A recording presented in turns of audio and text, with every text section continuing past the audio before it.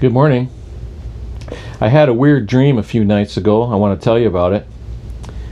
Pastor Bowman and I were at a funeral. And as I often do, I went to the casket and I looked at the man in the casket. And I often do this, I don't know why, but I reached down and I just like to touch the person. And I did that in my dream.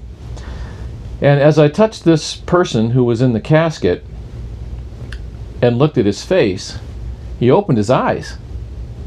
And he made kind of a funny face and he said, "Could you help me up? I have to go to the bathroom." So I gave the man a hand and he climbed out of the casket. And when he came out of the restroom, I walked into a room where the family was and I presented their loved one alive.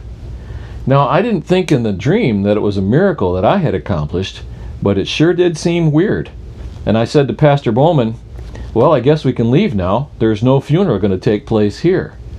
As I thought about that dream for a while, I realized that, that's exactly what God has done for all of us who have accepted Christ as our Savior. In fact, it says in Ephesians chapter 2, "And you were dead in trespasses and sins, in which you once walked, following the course of this world, following the prince of the power of the air, the spirit is now is at work in the sons of disobedience, among whom we all once lived in the passions of our flesh, carrying out the desires of the body and the mind, and we were by nature the children of wrath, like the rest of mankind. But God, being rich in mercy, because of the great love with which He loved us, even when we were dead in our trespasses, made us alive together with Christ. By grace you have been saved."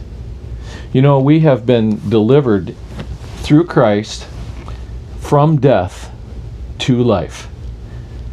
We are people that find our source of life and hope in Jesus Christ, who rose from the dead. I want to encourage you today to live a resurrection day. He has made you alive.